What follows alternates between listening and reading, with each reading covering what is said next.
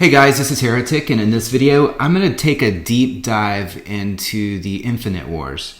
I've done previous videos where I've just shown, how I did it just from a high level, letting you watch the action, and there'll be a little bit of that here.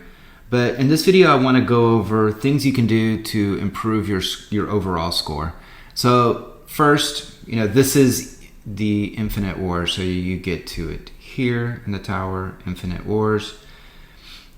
The first thing you want to look at is your current attack bonus. And if you click this little information dot here on the right, it'll tell you where you're getting these base stats from. So the most important stats that you'll need to be successful in the long run here are the Ice Tower and the Spell Tower damage, especially the Spell Tower. You'll see we're using almost all or just all spell towers. Of course, your ice towers slow down the waves of enemies that are coming towards your base. So the more damage you have on there is good.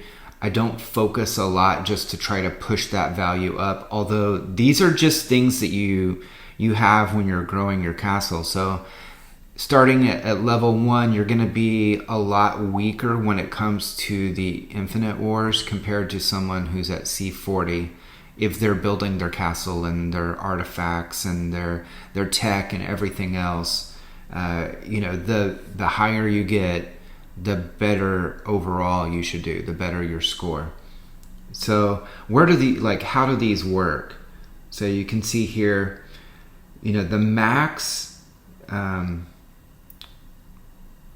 So as you can see here, so if I'm going to focus on beast power, to get my beast power up, you just go over to your beast here.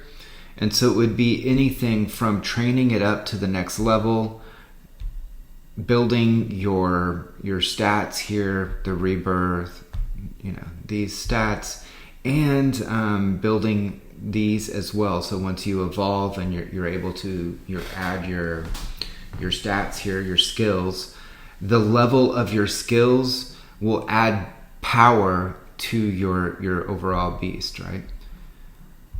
So another thing would be your beast talent. So the more power you're getting from your beast talents, the better you do.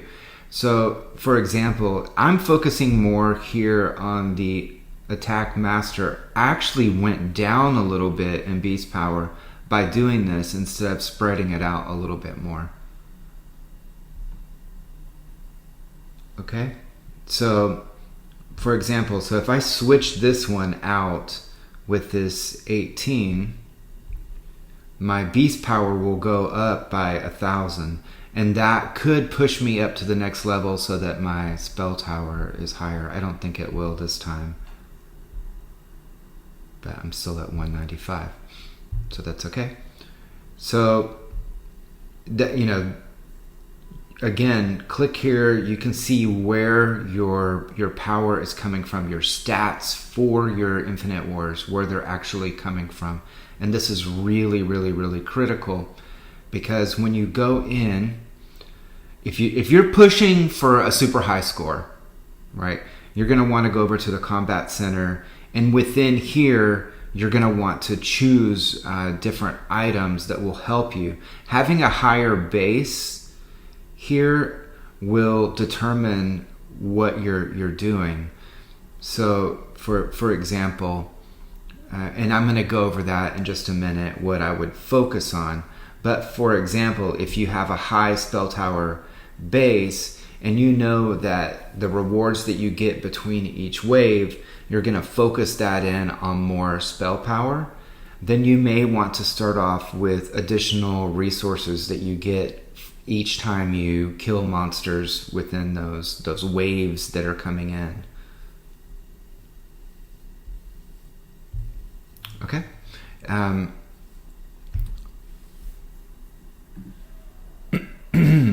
So let's start off by which items you should be picking, both from the Combat Center before you start the battle and between each wave when you receive your rewards. What should you actually choose from here? So the S tier here, so this is the super tier, this is the number one. You want to have Reckoning. So you want to have it both on get it from the combat center so that you have it available all the way through, but also in rewards, if a Reckoning shows up, you want to grab that reward. It's very important. Reckoning is an attack over the full map.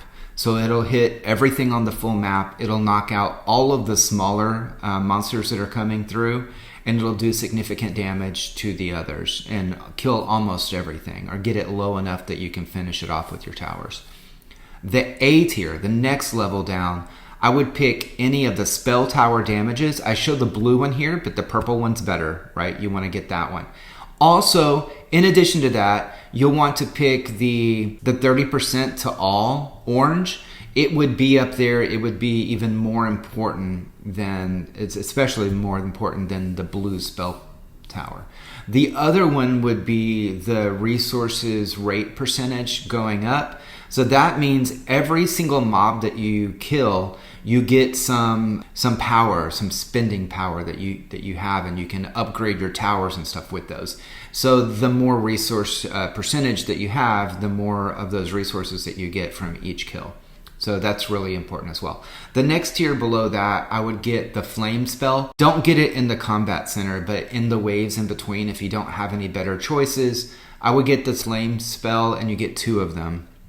I would get that once. I wouldn't get it if you have a choice between that, I would get that, and then the next time, let's say you have the choice between that and the castle HP here, I would get that the second time, so you have that one a little bit more. So that just gives a little bit more health to your main castle that these waves of monsters are coming towards. The C level, I would get the fanaticism, and so that raises the damage that everything within the circle that you choose. So you drag it onto the map, you drag it above the spell towers that you want to do additional damage, and it increases the damage they do for a short amount of time. And that one's really good as well. And then I would say the F tier is everything else. Sometimes you don't have a choice and you just have to pick something. And so you might get the freeze tower, the snow tower, whatever that's called. You might want to pick that one to slow things down a little bit more, do a little bit more damage there.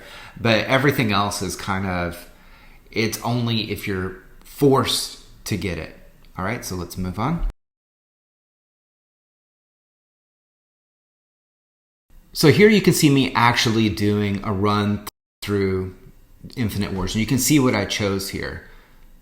So I focused in on the resource rate percentages. Sometimes I'll do the spell tower damage focus instead. And so here's the map. I was able to get my iPad to go landscape, and so I wanted to run it. This is not my best score, so I'm not showing like, oh, the best score ever or anything like that. But I'm showing just the way that I do it. So first I'll go in and I add my spell towers, and I'll add my freeze towers here. And I'm getting them to level 2, my spell towers to level 3 if I can. I'm using all of the resources that I have. I like to use this corner over here, and the same thing on the corner closest to the main castle at the end. I like to use that too. And I do that so that the freeze area makes it all the way down into the end. So this is one of the choices here between waves. So the first wave ended, I got to choose additional spell tower damage, and so I went for that one because, again, using that tier system, it'll help you decide what to pick between each of the waves. So here, I like to move it up to 4, or it's just way too slow, especially at the beginning. Later on, you'll want to move and you see what I'm talking about. You see the X4 at the top. Here's another choice. I go for the additional resources, additional rewards, and there's another one that is better rewards, so you'll want to pick those as well as you go through for rewards. And that'll help you because then instead of the 3 rewards that you get by default, if you get the additional rewards, you'll get 4 choices between each wave. And the upgrade, the better rewards, will give you more choices between the blues, the oranges, and the purples. So here I go, additional resources. It was the best of the F tier that I could get here. And so I'm filling in here. You see, as you go between waves, if you're lucky, I like the bottom right corner. I like the waves to be coming out of there. It's a little bit easier to control than controlling up here at the top of the map. And the reason I say that is because at the beginning, the way that I like it is the right side. And here's another choice. I'm going for the purple resources there. But the top right, I like them to come from there because it's a lot easier because you have two going down the same path. And so those paths are really easy to set up. And if you have the bottom right, that right gate on the bottom, if you have them coming out of there, they're already falling into line with that original path, and it just makes it a lot easier to prepare for. When they start coming earlier from those top, top center and top left, it makes it where you're going to have to add more spell towers than you normally would. So it slows you down a little bit. But here, I'm just going to let it roll all the way through. It's fine. So again, on this one, I'm getting on this one, it freezes everything in a small circle, and it gives them damage as well. It's a really good one to choose from as well.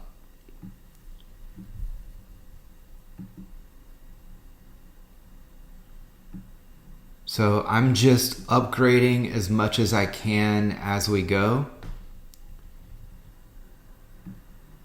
just to slow down those waves and knock them out. As you go between waves, each round, the monsters get a little bit tougher, a little bit stronger, a little bit harder to kill. So their chances of making it to the end go up. So here's another spell damage. That's one of the top ones you can choose from. So you want to save any kind of freezes, and you want to save your reckonings until you get to the waves where it's difficult for you to pass. You never want to use those towards the beginning. Sometimes I do like to add the arrow towers as we go through, because those will choose any type of monster, where the spell towers will always choose the most difficult, the highest level monsters, and they'll all pick it. So having the arrows is good to kind of mow down some of the smaller monsters. Sometimes at the very top of the map, I'll put in some of the missile towers, because those will do mass damage across multiple mobs, and that just lowers their health a little bit later on, and then the arrow towers and the spell towers can knock them out a little bit easier. Don't put a lot into those. Usually you want to be super highly focused on the spell towers. Those are going to do the most damage. So I like that center diamond towards the bottom here. That center diamond to be the focus of what I put into my spell towers. So on this one, I go for a freeze. That freezes the whole map for a few seconds. And it freezes the monsters on the map, but your spell towers can still hit them. So here at 16,000, you have the left portal open, and the monsters start coming out there. So you need to prepare for them. So, when you get to the 11,000 wave, you need to start beefing up your spell towers on that left side to handle that first wave that comes out. And then you need to keep pushing those, because it's a short path for them, and you have dragons that come out through there as well, and they come out pretty fast. You need to be ready for it. So I could do the orange here, or I could do the reward value boost. I probably could have done the reward value boost, but I'm a little bit further along. I like to have that earlier in the map. So what you'll find is a lot of the super high scores are really dependent on luck, on what rewards they're getting between each of the waves. If you get lousy rewards at the beginning, then your overall score is not going to be that great. So here's one of the freezes, and it's passed now, and it just gives you a little bit more time to knock them out. Again, you're not going to want to use up all of your special skills. You want to save those as long as you possibly can. And you're definitely going to want 2 reckonings. If you just use one of the reckonings that you get, see there's one, so I'm going to get it here. If I just use one of those reckonings during this attempt, and I know I'm going to lose, I'm not going to get the highest score that I'm shooting for, which is usually around 40,000, right? If you can get above 40,000, that's amazing. So anytime you get up close to it, it's worth using your second reckoning. Otherwise, just hold on to it. Let the monsters win. Don't use up that second reckoning, and you'll still have it in your combat center so that you can use it the next time you run Infinite Wars. But you definitely want to max out the potential score that you can get here. And so here I'm using my freeze. It freezes the whole map and allows me to help, kill off those monsters that are about to hit my main castle here. So now I'm getting up pretty high here. So it's getting a little bit difficult to knock them out. So I'm going to use my one reckoning and see how that knocked out a ton of monsters. That was really, really helpful. So you can pause the map at any point, and from within there you can go ahead and raise up the levels here to help you kill off. Sometimes if you're having it go too fast, it becomes uncontrollable, that you just can't keep up with all of the monsters coming out. And I've had attempts where I've lost because I had it going too fast and I couldn't keep up with it. So here I use my second reckoning, hoping that I can knock out these last monsters so that I can get down to get closer to 40k. And I really hate to let any of these through. It's look at that. Yep. And that's what happens. So that's because I wasn't able to do enough damage to that monster earlier on. And that's why I ended up with 37k. Again, once you get up into the 30s, your goal should be around 40k. Upper 20s to your 30s, 40k is a good score. Anyway, I hope this helps. If you do have any questions, leave it in the comments. Leave your questions in the comments below the video. Take care.